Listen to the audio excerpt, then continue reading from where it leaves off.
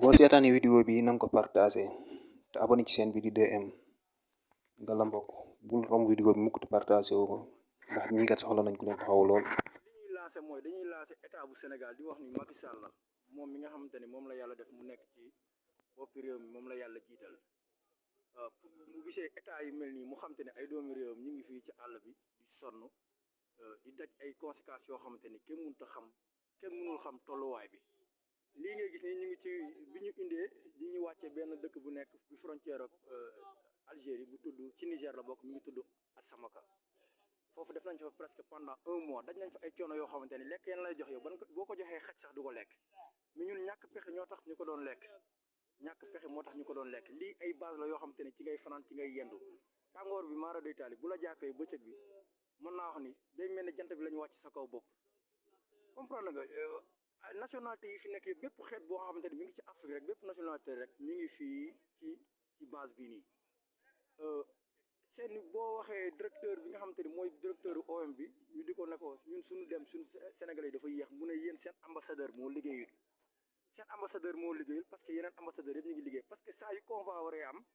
da ngay gis convoi yi nationalité yëpp da ngay gis ay Guinée Mali yeneen yeeg Burkina Faso ñëpp da ngay gis ñu jël ay 160 150 200 ba 300 dañ ko jël mais ñun nga xamante ni ñooy sénégalais yi ñun nga xamante ne ak baat bi ñu am ci àdduna bi ak respect bi ñu am comprendre nga ak suñu tur fu mu àgg ci àdduna boo waxee ñu ne seen ambassadeur liggéey moom la directeur OM bi di wax carrément seen ambassadeur liggéeyul parce que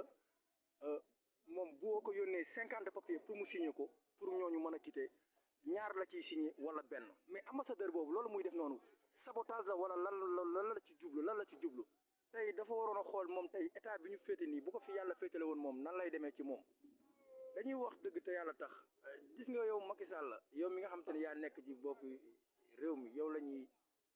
lancer message bi pour boo ko gisee ak kull koo xam ne mën na koo gis Sénégal rek automatiquement na nga ko partager na nga ko lancer fépp fii nii li nga xam te ni ñu fi nekk nii ci désert bi la ñu sànni fii doy na waar lool gis nga lii ngeen di gis nii yëpp lii ngeen di gis nii lee mooy duus yi ñetti duus la yoo xam te ni nit ñi dañuy xëy rang ko ñaari building yi ngeen di gis mooy robinet nit ñi dañuy xëy soo ba ngoon pour mën a naan di ko rang léegi ngeen gis ne yëpp ay ginnaaw kër la ku bëgg a dem duus fee ngay dem jongar fa dem duus xam nga lii dafa ñaaw kon fii ñu nekk nii ci règlement yi ñu nekk doy waar goo xam te ni kenn mënu koo expliquer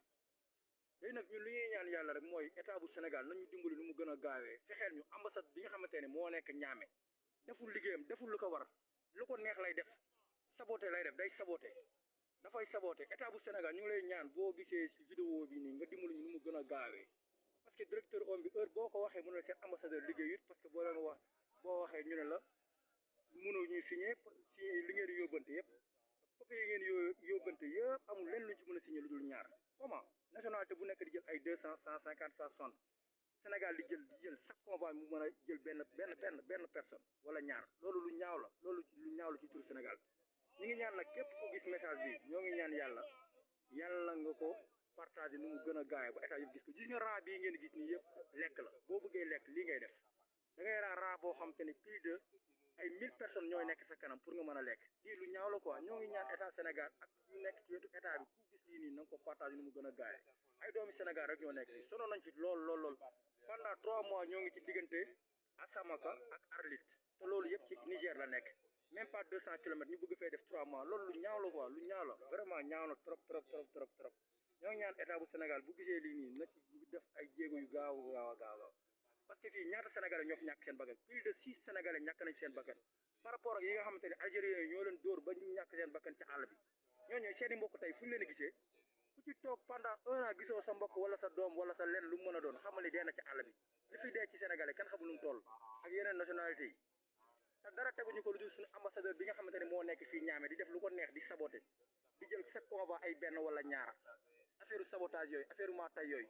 te yow dañ la fa teg pour say doomi réew nga ne yow da ngay liggéey chaque convoi nga ne da ngay jël benn wala ñaar su la yónnee 40 personnes pour nga signer seen papier nga signer benn wala ñaar pour la loolu